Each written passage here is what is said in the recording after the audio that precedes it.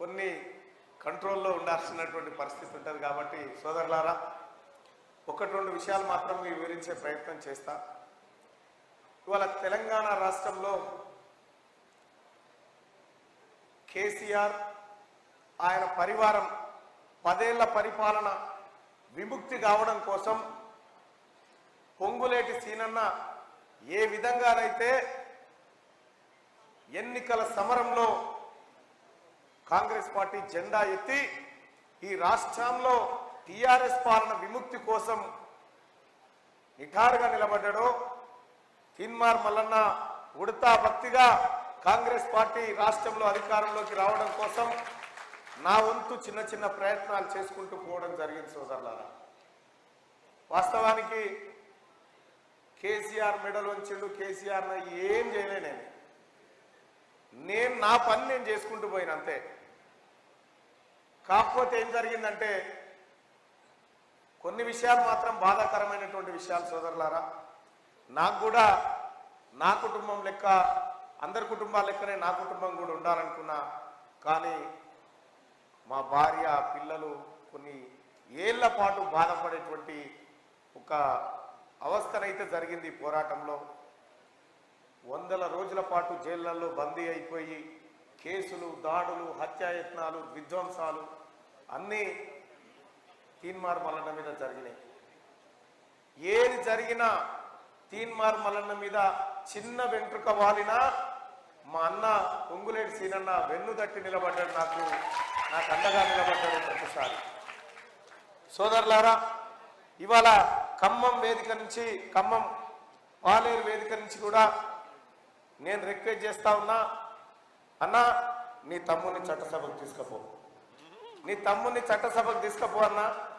ఎందుకంటే ఒక మాట చెప్తా ఉన్నా, నాకు జన్మనిచ్చిన తల్లిదండ్రుల సాక్షిగా మీ ఓటును వృధా చేయనని నేను అన్నకు మాట ఇస్తా ఉన్నా. తప్పకుండా మాట నిలబెట్టుకుంటా అని చెప్పి తెలియజేస్తా ఉన్నా. సోదరులారా, మీ అందరికీ తెలిసినటువంటి కొన్ని విషయాలు చెప్తా. ఇవాళ పట్టభద్రుల ఎమ్మెల్సీ ఎన్నిక నిన్న మొన్న బీఆర్ఎస్ పార్టీ వాళ్ళు ఎవరు తిరిగిపోతా ఉన్నట్టున్నారు. ప్రశ్నించే గొంతుక తీసుకొచ్చినాం అమెరికా నుంచి, ఆ గొంతుక కోటేయమని చెప్తా ఉన్నారు. అమెరికాలో చదువుకున్నాడు, గొప్పవాడు, ఉన్నత విద్యావంతుడు. కానీ సార్ తప్పేం లేదు, నేను సర్కార్ బళ్ళనే చదువుకున్నా, ఒక 100 మంది పిల్లలకు చదువు చెప్పిస్తా ఉన్నా సార్. నేను సర్కార్ కాలేజీలోనే చదువుకున్నా, 200-300 మంది పేద పిల్లలకు ఆపరేషన్లు చేయించి బతుకుతున్నటువంటి సార్. నాకు గోల్డ్ మెడల్ లేకపోవచ్చు, కానీ అంతకు మించినటువంటి వజ్రాలైనటువంటి ప్రజలు ఉన్నారు, పట్టభద్రులు ఉన్నారు. వాళ్ళందరి ఆశీర్వాదాలు నా మీద ఉన్నాయి. నాకు ఆ స్తోమత కూడా లేదు సార్, నేను అక్కడ పోయి చదువుకునే స్తోమత కూడా లేదు. కానీ నా వంతుగా ఈ ప్రజలకు ఏదో చేసిన తర్వాతనే చచ్చిపోవాలనే కోరిక మాత్రం ఉంది నాకు. అందుకోసమే ఈ పట్టభద్రుల ఎమ్మెల్సీ ఎన్నిక. నిన్న అంటా ఉన్నారు కేటీ రామారావు గారు ఎవరో, తీన్మార్ మల్లన్న గారు ఎమ్మెల్సీ పదవి కోసం తిరుగుతూ ఉన్నట్టు. తీన్మార్ మల్లన్న అనే పదం కంటే పెద్దదేం కాదనిపిస్తుంది అన్నట్లయితే. ఎందుకంటే ప్రజలు ఇచ్చినటువంటి ఆ పదం ముంగట ఇది చిన్న అంశమే. అయినప్పటికీ బాధ్యతతో దాన్ని నెరవేర్చి దానికి ఒక మంచి పేరు తీసుకురావాలన్న ఉద్దేశంతో వస్తున్నటువంటి మాట మీకు చెప్తా ఉన్నా సోదరులారా. ఇక కేటీ రామారావు గారు అంటా ఉన్నారు, కేసులు ఉన్నోడు కావాలన్నా, గోల్డ్ మెడల్ ఉన్నోడు కావాలన్నా అంటున్నాడు. మా సీనన్న కెరక రైట్, ఆ సబ్జెక్ట్ అన్నగారికి వదిలేస్తూ మీ అందరికీ నేను చేసుకునేటువంటి అప్పీల్, ఇప్పుడు పోటీ చేస్తున్నటువంటి అభ్యర్థులు ఎవరైతే ఉన్నారో, ఒకవైపు తీన్మార్ మల్లన్న, ఇంకోవైపు భారతీయ జనతా పార్టీ అభ్యర్థి, మరోవైపు బీఆర్ఎస్ పార్టీ అభ్యర్థి.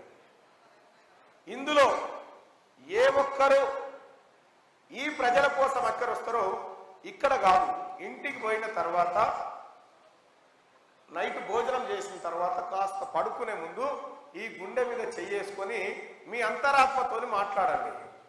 నా ముంగట 3 మనుషులు ఉన్నారు, ఏ మనిషిని ఎన్నుకోవాలని చెప్పి ఒక్కసారి మీ అంతరాత్మని, వేరే వాళ్ళకి చెప్పినా కూడా అంతరాత్మకైతే అబద్ధం చెప్పలేము, కాబట్టి అంతరాత్మతో ఒకసారి మాట్లాడి ఏమంటారంటే, ఒకవైపు పేద ప్రజల కోసం 10 సంవత్సరాల కాలం పాటు సుదీర్ఘంగా కొట్లాడి ఈ ప్రజల హక్కుల కోసం, ఉద్యోగాల కోసం, వీళ్ళ జీవితాల్లో మార్పుల కోసం కొట్లాడిన తీన్మార్ మల్లన్న ఒకవైపు అనుకోండి.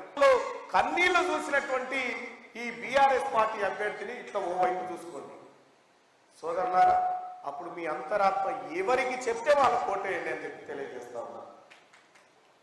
మా ఇన్ఛార్జ్ యాదవ్ అన్న చెప్తా ఉన్నా, అవగాహన కల్పించండి అన్న. ఎందుకంటే అవగాహన లేక చాలా ఓట్లు మనకు వేయాలనున్నా కూడా వేయలేకపోతున్నటువంటి పరిస్థితి. కాబట్టి పట్టభద్రుల ఎమ్మెల్సీ ఎన్నికల్లో ఓటు వేసే విధానం కూడా అత్యంత కీలకమైంది. బ్యాలెట్ పేపర్లో సీరియల్ నెంబర్ 2 ఉంటుంది. మనది తీన్మార్ మల్లన్న అని ఉంటుంది. ఇక నవీన్ కుమార్ ఏముండయి, తీన్మార్ మల్లన్న అని ఉంటుంది. ఆ తీన్మార్ మల్లన్నకు ఎదురుగా 1 నెంబర్ వేసి ఆ డబ్బాలు వేసేస్తే చాలు. లేకపోతే మళ్ళా పాత కథ అవుతుంది. మా సీనియర్ని ఇప్పుడే చెప్తా ఉన్నాడు, పోయినసారి అంత అవస్థ ఉండదన్న, వారు 1 సైడే ఉందని చెప్పి చెప్తా ఉన్నాడు. అన్న, మీ అందరి ఆశీర్వాదం, మీ ప్రేమ, పట్టభద్రుల దీవెన వీళ్ళందరిది లేకుండా ఈ ఎన్నిక ముందుకు సాగదు. వీళ్ళు ఆశీర్వదిస్తేనే మీ ఎన్నికను మీ ముందుకు తీసుకొచ్చి గెలుపు దిశగా తీసుకుపోతామని చెప్పి తెలియజేస్తా ఉన్నాను. ఇక సోదరులారా, ప్రతిసారి ఇప్పుడు టీఆర్ఎస్ పార్టీకి ఒకటే కంకరం కట్టుకొని పాపం అమెరికాకు పోవాల్సిన కేటీ రామారావు అటు క్యాన్సల్ చేసుకొని ఇటు తిరుగుతా ఉన్నాడు. ఎందుకు? ఎవడు గెలిచినా పర్వాలేదు, తీన్మార్ మల్లన్న మాత్రం గెలవద్దట. ఎందుకు మరి ఆయనకు నాకు అర్థం కాలేదు. ఇప్పుడు కల్వకుంట్ల చంద్రశేఖరరావు గారు, తారక రామారావు గారు వాళ్ళ తాత ముత్తాత ఆ గోరీలకి లేచి వచ్చినా సీనన్న తమ్ముడు విజయాన్ని ఎవరు ఆపలేరు ఈసారి అని తెలియజేస్తా ఉన్నా. అయినా మేము ఏం చేయబోతున్నామని చెప్పి ఓట్లు అడగబోతున్నాం. సోదరులారా, వాళ్ళకు ఒకటే మాట, వాళ్ళ ఎన్నికల ప్రచారం ఏం సాగదు, తీన్మార్ మల్లన్న మంచోడు కాదు. ఓకే, మంచోడు ఎవడంటే అది మాకు తెలియదు. ప్రతిరోజు కేటీఆర్ చెప్పిండు, గతంలో 32 యూట్యూబ్ ఛానళ్ళు పెట్టుకుంటే మేము గెలిచేటోళ్ళమేమో అని చెప్పిండు. 32 యూట్యూబ్ ఛానళ్ళు పెట్టుకుంటే మేము గెలిచేటోళ్ళమేమో అని ఓ ట్వీట్ కూడా చేసిండు. అయితే నేను ఒక మాట చెప్తా ఉన్నా, నీకు యూట్యూబ్ ఛానళ్ళ మీద అంత ప్రేమ ఉంటే పెట్టుకొని చూడను ట్వీట్ పెట్టిండు కూడా. మొన్న ఒక 20 22 పెట్టిండు. 22 యూట్యూబ్ ఛానళ్ళు పెట్టి ప్రతిరోజు ఒకటే మాట వాళ్ళది. ఏం చేయాలి ఆ యూట్యూబ్ ఛానల్ అంటే, మల్లన్న నీచుడు, మల్లన్న దుర్మార్గుడు, మల్లన్న మంచోడు కాదు, మల్లన్న ఇది ఎట్లా రా ఒకటి చెప్పురా అంటే అది మాకు తెలియరా, చెప్పిరా అయిపోయింది బస్. మొన్న తిట్టిండ కేటీ రామారావు వీళ్ళందరినీ 20 మందిని. మీకు ఏం చెప్తే ఏం చేస్తుర్రా? మల్లన్న మీద యాంటీ వీడియోలు తయారు చేయమంటే చేస్తలేరంటే చేస్తున్నాం కానీ జనం నమ్మతలేరు సార్ అని చెప్తా ఉన్నారంట. తీన్మార్ మల్లన్న రాజకీయాల్లోకి వచ్చి నా ఆస్తులను ప్రభుత్వానికి జప్తు చేస్తా అని చెప్పిన మొట్టమొదటి వ్యక్తిని నేను తీన్మార్ మల్లన్న. ఈ నెల 27 దాకా నేను టైం ఇచ్చిన, ఈ నెల 27 దాకా నేను ఛాలెంజ్ చేసిన. ఈ రాష్ట్రంలో, ఈ దేశంలో తీన్మార్ మల్లన్న ఒకరిని బెదిరించి అక్రమంగా ఒక అనా పైసా తీసుకుండా చూపిస్తే ఎన్నికల బరి నుంచి తప్పుంటా అని చెప్పిన ఇప్పటి వరకు ఎవరు పత్తాలేదు. ఎంత నిబద్ధత ఉంటే ఈ మాట చెప్తాం. సోదరులారా, ఒక మాట ఆలోచన చేయండి. తీన్మార్ మల్లన్న అడిగితే, సోదరులారా, పోయినసారి 100 కోట్లు పెట్టిన పల్లా రాజేశ్వర రెడ్డి ఓదిక్కుంటే కేవలం 2.5-3 లక్షలతోని ఎన్నికలు కొట్లాడి మీ అందరి ప్రేమ పొందిన తీన్మార్ మల్లన్న 2వ స్థానంలో ఉన్నాడంటే ఈ ప్రజల దీవెనానికి కాదా? అల్టిమేట్ గా కేటీ రామారావుకు నేను ఒక సూచన చేస్తాను. రెడ్డి గారు మల్లన్న ఒక్క కాంగ్రెస్ పార్టీకి ప్రతినిధిగా మాత్రమే ఉండడు, ఓటేసిన ప్రతి పట్టభద్రుడికి ప్రతినిధిగా ఉంటాడని చెప్పి మీ అందరికి తెలియజేస్తూ, ఇక కాంగ్రెస్ పార్టీ పట్టభద్రులకు, ఉద్యోగస్తులకు ఏం చేయబోతుంది, ఏ అంశాలు ఉండబోతున్నాయి అనేది అన్న పెద్దలు వివరిస్తారు.